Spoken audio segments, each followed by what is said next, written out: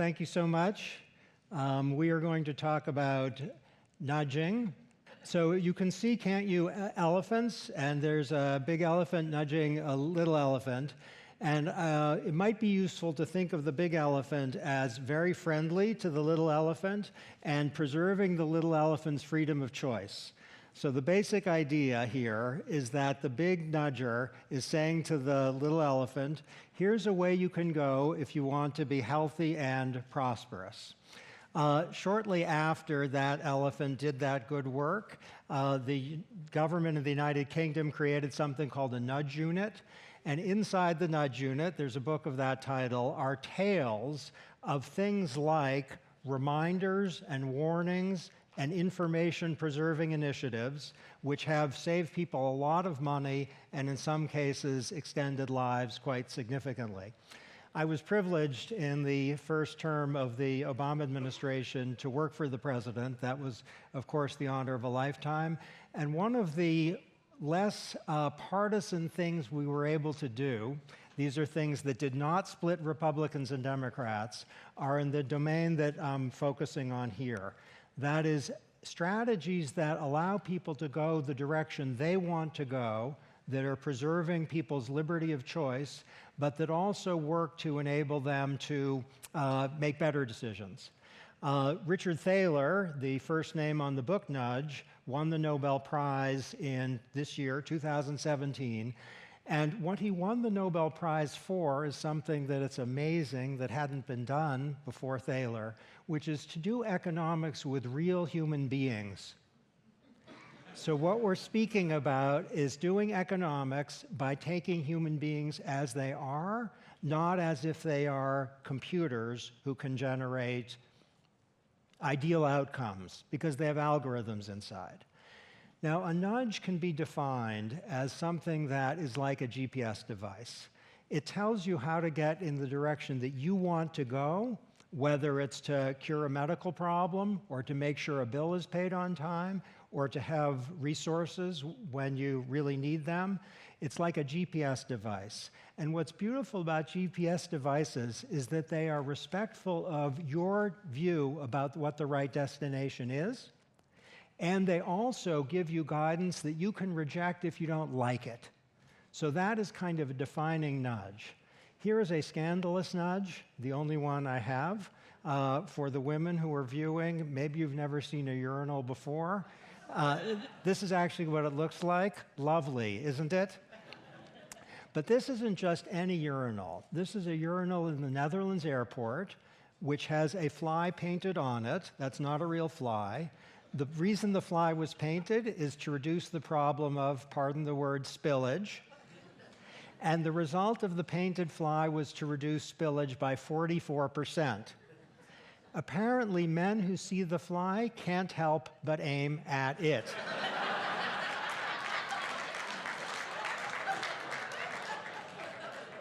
Now, the problem of spillage at airports is not the #1 public health problem facing the world today, but there's a general lesson that is in many domains, not just this one, we need to have a fly painted so that we can know what we're supposed to do. A friend of mine from Germany sent me this postcard. It's apparently a real postcard. And it suggests that nudges can go wrong. In terms of public policy here, we have a situation on our hands in this country and, in fact, in many countries, which is people aren't saving enough for retirement. And the reason is they don't sign up for pension plans, which are really often in their economic interest. What we know is that a very simple tweak to what employers have done for a long time massively increases people's money in retirement. And here's the tweak. Switch from an opt-in design, where people have to sign up, to an opt-out design, where they're automatically in. Got it? The basic nudge is to say that often people will follow the path of least resistance, which is to do nothing. And if we switch the default rule to they're automatically in, whether you're automatically a voter, you're automatically a saver, that will have a massive impact on outcomes. We know that presidents, including the one that preceded the current one, and this is not something the current president has gotten rid of, have been keenly interested in the gold medal winner of nudging, which is automatic enrollment or default rule, and in the silver medal winner of nudging, which is information and warnings. And an executive order with the charming name 13563, that's unforgettable, actually memorializes that. There's another executive order with an equally charming name, 13707, which basically says use behavioral science. Even dogs love nudges. And while I have no economic stake in this particular product, I really like the name. And notice, if you would, that the advertisement is itself a nudge because it's super attractive. Okay, in Europe, one thing that's been done to try to make the air cleaner is to switch from asking people, do you want to be enrolled in green energy, to telling people instead, you're automatically enrolled in green energy, do you want to opt out and save more money? It turns out if people are asked whether they want to opt in, the likelihood that they're in is really low, less than 7%. If people are automatically in and asked whether they want to opt out, the percentage is really high, almost 70%. Notice, if you would, that this nudge is an extremely inexpensive environmental program that fully preserves freedom of choice, and it makes the air much cleaner. All over the world, we are seeing nudge units that are using tools of this sort, freedom-preserving tools, to try to make people's lives better. The World Bank in 2015 basically said, if you're worried about infectious diseases, about poverty, about development, about environmental and other harms, think about nudges as an intervention that might be very inexpensive and extremely effective. Okay, what we know from the last years of social science, forgive the word, social science, what we know from the last years of social science is that people don't always, and this is kind of intuitive, calculate probabilities and figure out what to do. They don't do that. What they often do is fall prey, we, to predictable biases and mental shortcuts.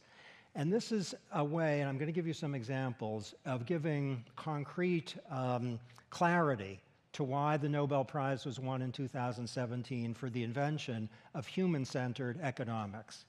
Human beings are standardly optimistic. 90% of drivers believe that they're better than the average driver. 94% of professors, and it hurts me to say this, believe that they're better than the average professor. If you ask a couple what percentage of the household work do you do, if the total isn't over 100%, you have a most unusual couple. And if you ask people if their senses of humor is better than the average, almost 100% of people say that. Optimistic bias is kind of a good thing, but it can create big problems if we don't take precautions. People also suffer from present bias. That's a way of saying today really matters, tomorrow a lot, next year not so much, and next decade not at all. This is actually hardwired into the brain, present bias, and it suggests that if we're talking about our health or our financial situation, we will often get into trouble because the future is a foreign country called Laterland, and we're not sure we're ever going to visit. We know that people often see subsets of situations and not everything. The Tale of the Invisible Gorilla is actually a study of people who are asked to count basketball passes. That's not that hard. And then they rewind the tape, and they see there was a gorilla that came on the screen and started pounding its chest, and they didn't see the gorilla at all. This is the mirror image of the painted fly urinal, because there are often aspects of situations, it might be a medical condition, it might be a credit card, it might be a mortgage, that's like an invisible gorilla. You just don't see it, even though it matters a whole lot to your life. A few years ago in New York and other parts of the country, people were really scared that they were going to get Ebola, even though more Americans had married Kardashians than had died of Ebola. And people weren't saying, oh my God, I might marry a Kardashian. The reason for the excessive fear of Ebola was people thought, I know of a case in which someone died. There was one case, and the existence of a case that's really available to the mind can make people hysterical, and the absence of a case, when you can't think of one, can make you complacent. It's called the availability heuristic. It means we might need a nudge. People hate losses, and gains that are equivalent in magnitude aren't as wonderful as a loss is terrible. A little tax at a grocery store for asking for a plastic bag greatly discourages paper bag usage, whereas a little bonus for bringing your own bag basically has no effect. People like gains, yes, but they dislike losses a lot more. Okay, we know from now years of work that simplicity is really important, that there is an architecture, choice architecture behind our decisions, whether we're on a website, in a government office, in a doctor's office, or working with friends in a place of employment. There's an architecture behind our choices. Here's an example. If candy bars are in a green wrapper, people who care about health and the environment will go for it, even if it's completely sugar-filled milk chocolate. It's green. They'll go for it. People will sign forms at the beginning. If they do, they're more likely to be honest than if they sign a form at the end. Because signing at the beginning, you're kind of on the line. Signing at the end, you might say, yeah, whatever. And that's choice architecture. Our decisions have an architecture behind them, and they really affect choices. I'm going to tell you now about two programs, government programs, that tell us something about the power of nudging. Children in the United States are entitled to free school meals, lunches and breakfasts, if they're poor. But children have not been signed up by their parents for reasons that we don't fully understand, but it has something to do with the fact that filling out a form to sign up for a program isn't the most fun thing, and it might be a little scary if the government is asking you to sign something. What would you do to try to get the kids in? The solution to get the kids in that the government chose, it's called direct certification. It's like automatic enrollment in retirement programs or in green energy. The kids are automatically in if the school district knows that they're poor. And I have a statistic for you that is somewhere north of 13 million at one point in the recent past. That's a number, but if you saw a tiny subset of that group of children walking into this room right now, I don't think there'd be a dry eye in the house. And the reason that program is working is because of a simple nudge. Just switch the default rule. Here's what was the US government's basic program for advising people of how to eat healthy. It's called the food pyramid. Imagine you're a student or a teacher or a parent figuring out what to eat. There's someone, it's not clear if it's a man or a woman, marching to the top of a pyramid, a little white triangle. Do you know what that white triangle is? Is that death? Is it heaven? Is it thinness? Then you can see various stripes. Do you know what the stripes are about? I work on this stuff. I have no idea. Can you recognize the foods that the US government is asking you to eat to be healthy? There's basically nothing that's recognizably a food, except on the bottom right. Can you see that? That's a shoe. Is the government telling you, eat your shoe? This was replaced by the food pyramid, which is basically clear and simple. It's a nudge. It says, make half your plate fruits and vegetables.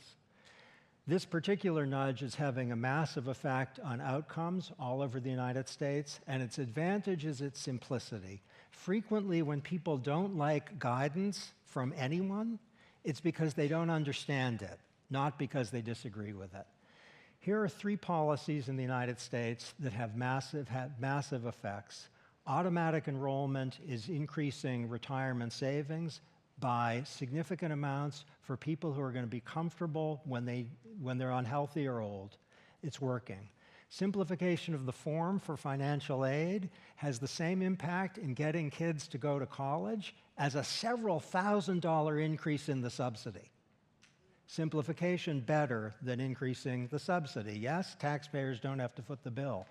A little form telling people how much electricity they're using compared to their peers has the same effect in increasing energy conservation as an 8 to 20% spike in the short-term cost of electricity.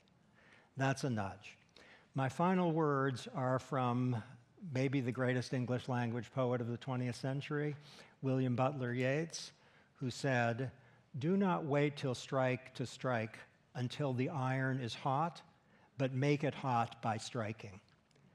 Now there's a nudge.